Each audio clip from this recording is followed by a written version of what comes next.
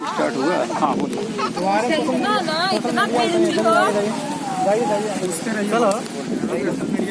आप किस मकसद से यहाँ पे आए हुए हैं? हम यहाँ पर एकत्रित हुए सभी लोग धोखाधड़ी और ठगी के शिकार हुए हैं।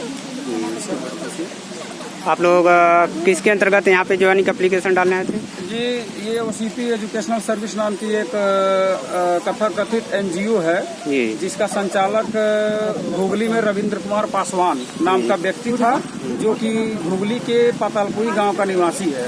वो सारा उसका किया धरा है, बाकायदा वेबसाइट बना करके नेट पर डाल करके हमें यकीन दिलाने के लिए जो भी पूछता था कहता था कि भाई नेट पे है आप इसकी सारी जानकारी, और ये आप इस पर सारी जानकारी ले सकते हैं। तो सभी लोग देखते थे और हम सब लोगों ने भी देखा और हमें देखने के बाद विश्वास हो गया और हम लोग काम करना शुरू किए। वो जैसे जैसे काम हम लोगों का देखता गया उसके बाद में एक से एक प्रलोभन देता गया, जिससे कि हम ज्यादा से ज्यादा लोगों की ज्वाइनिंग करा सकें। एक ज्वाइनिंग पर यानी कि 80 के एक ज्वाइनिंग पर 3,750 रुपये लेकर के हमें उनको घर पे 3 बच्चों को पढ़ाने के लिए कहा जाता था और 800 रुपये प्रति माह के हिसाब से हमें वेतन दिया जाता था। लेकिन इसमें उसने बताया बाद में कि इसी तरह से आपके पास एक कंप्यूटर शिक्षक का भी जो है, आप जो कंप्यूटर का ज्ञान रखते हैं उनके पास सर्टिफिकेट हो वो रजिस्ट्रेशन करा सकते हैं, जिसके लिए 19,750 रुपये ले करके आपको 7,250 रुपये प्रति माह वेतन दिया जाएगा, ऐसा बताया गया था। हम में से बहुत सारे लोगों ने यह कार्य भी किया, लेकिन यह कार्य करते हुए कुछ दिनों के बाद उसने जो है देखा कि हम लोग बहुत ज़्यादा एक्टिव हैं और अच्छा काम कर रहे हैं। तो उसने कहा कि अगर आप लोग चाहें तो बेहतर से बेहतर पैसा कमा सकते हैं। तो ऐसे लोगों का जब आप रजिस्ट्रेशन कराते हैं तो एक एक व्यक्ति से 1,150 रुपये प्रति माह के हिसाब से आप लोग 40 से 50 हजार रुपये महीने की इनकम कर सकते हैं, जो कि किसी भी तरह से गलत नहीं है, क्योंकि हम मेहनत करके कमा के खा रहे हैं। और इस तरह से पट्टियां पढ़ा करके हम लोगों को ज्यादा से ज्यादा लोगों को ज्वाइनिंग करने के लिए कहा और हम लोग ज्वाइनिंग करते गए। और लास्ट में अभी चूंकि जो 3,750 रुपये लिया जा रहा था उसमें से 3,000 चूंकि सुरक्षित अनुदान राशि हुआ करती थी, जो कि हर 6 महीने पे वापस देने की बात कही गई थी, और 19,750 रुपये जो कि सिटी के लिए लिया जा रहा था, इसमें से भी 19,000 रुपये वापस देने की बात कही जा रही थी। और जैसे ही मार्च क्लोजिंग के बाद अप्रैल में वापस देने की बात आई, वह आदमी 3 से 4 तारीख से ही जो है लगभग फरार है और अपना मोबाइल स्विच ऑफ कर रखा है। हम उससे मिलने की तमाम कोशिश किए, उसके घर गए, गांव गए पता करके। तो पता करने के बाद में पता चला कि उसका घर वास्तव में देखने में तो दयनीय था, लेकिन कुछ लोगों से बात होने के बाद में पता चला कि वो बहुत बड़ा मास्टरमाइंड है और इस तरह के तमाम तरह के फ्रॉड काम कर चुका है। और ये कबूतरबाजियां कई तरह की कर चुका है, जिसमें से इसकी ये लास्ट अभी तक की कबूतरबाजी चल रही थी।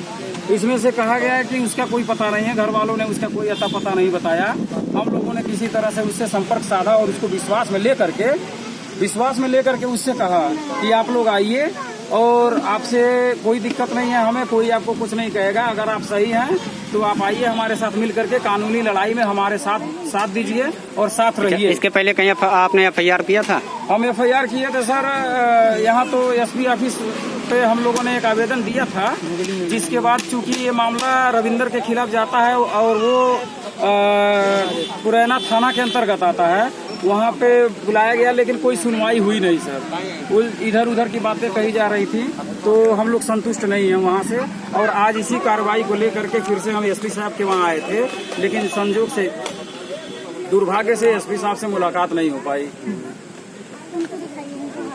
इसके बाद से आप लोग का क्या कहना कि रविंदर पासवान मिलता है आप लोगों से कि नहीं मिलता है? नहीं सर, ये काफी दिनों से फरार है, इसका कुछ पता नहीं है, इसका मोबाइल स्विच ऑफ आ रहा है। ब्रांच पे आप लोग गए थे वहाँ? कहाँ पे?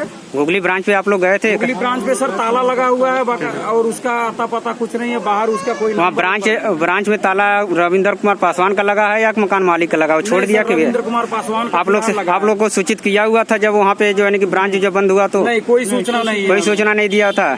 नहीं, तो ब्रांच जो है ऑटोमेटिक बंद करके अपना छोड़ के चला गया, आप लोग बताया नहीं जो है? जी, कुछ भी जानकारी हमको नहीं दिया गया।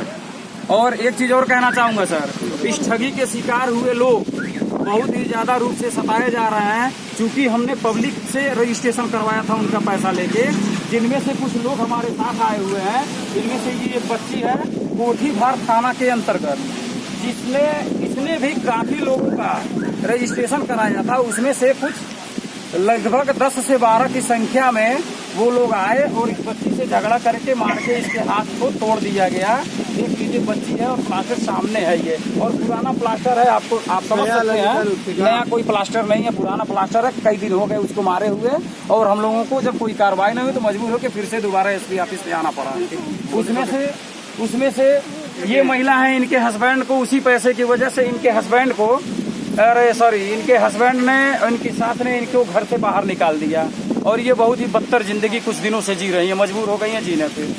एक महिला और है खुशबू देवी। कौन है? इधर आइए,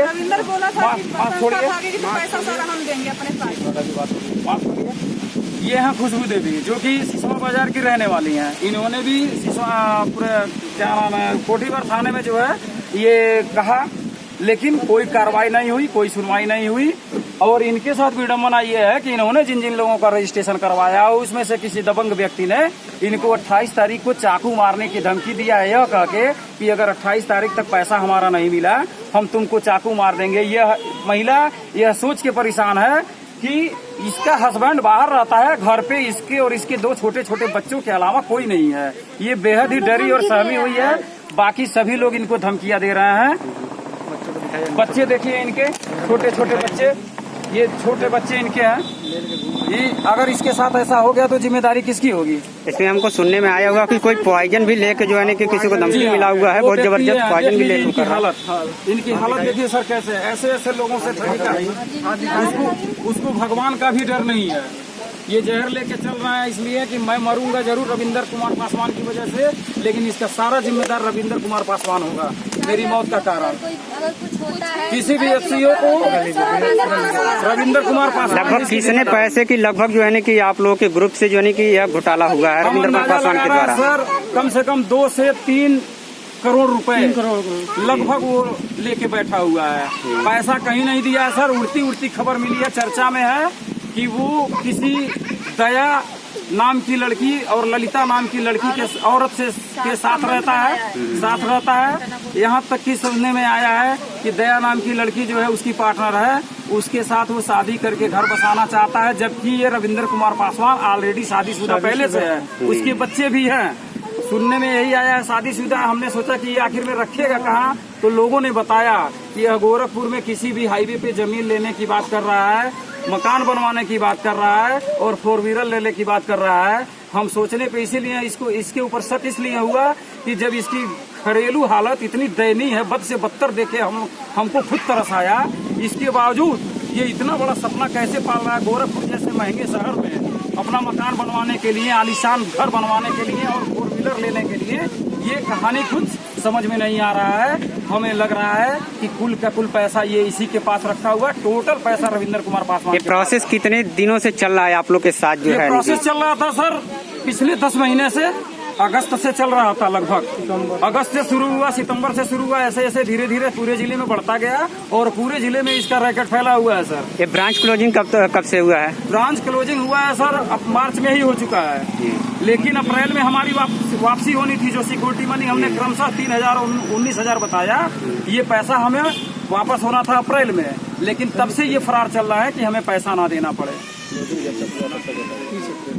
उसके बाद से आप लोग से कितनी बार मिल चुका है? हमसे सिर्फ एक बार मिले हैं, वो भी पकड़े गए गलती से रास्ते में जाते हुए, और संजोग से हम सभी लोग आपस में समझ बूझ करके कुछ कार्रवाई करने के लिए विचार विमर्श कर रहे थे। संजोग से वो रास्ते से जा रहे थे, किसी की नजर पड़ी और दौड़ा के हम लोगों ने पकड़ा। तो उन्होंने कहा कि ठीक है, बुधवार को 27 मई को हम महाराजगंज एसपी ऑफिस पर एक साथ सब लोग चलेंगे, लेकिन आज वो मौके पर आया नहीं है। सुनने में आया है वो फिर भी फरार है, फिर से फरार हो गया है, क्योंकि हम लोग की इसमें कुछ लोग बता रहे थे फोन से बात हुई है कि वो बता रहे हैं आने जाने की ऐसे की बातें बता रहे थे, तो उसमें क्या कहें फोन से बात करने को? कुछ लोग बता रहे हैं कि हमारे पास फोन आया था रविंदर का कि हमने कार्रवाई कर दिया है और आप लोगों को आने की जरूरत नहीं है, लेकिन हम लोगों को इसकी कोई सूचना नहीं है। लेकिन मैं इस खबर को भी झूठा मानता हूँ, क्योंकि जो 2 औरतें हैं उसके साथ ललिता और दया, ये जो है ये उनका र्यूमर फैलाया हुआ है, क्योंकि ये उसके लिए लड़ सकती हैं और किसी से लड़ भी जाती हैं।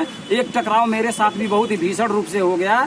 शायद मैं यहाँ तक कह सकता हूँ पूरे विश्वास के साथ कि अगर वो महिला नहीं रहती तो बहुत ज्यादा मारपीट तक की नौबत आ गई थी और इसके गवाह ये यहाँ पर एकत्रित सभी लोग इस तरह का जो बर्ताव आपके साथ किए थे वहाँ पे और भी लोग थे कि या अकेले थे श्रीमान आप? जी, अगर हम भाग के वहाँ से आए नहीं होते, जिस तरह से वो लोग आक्रोशित थे हम लोगों के कहने पे कि सर हमारा किसी भी तरह से पैसा दे दीजिए, अगर आप रखे हैं और हमारा पैसा आप दे दीजिए, तो वो हम लोगों को मारने पर उतारू हो चुके थे, पूरे गांव के लोग मिलके, उसके घर के लोग मिलकर।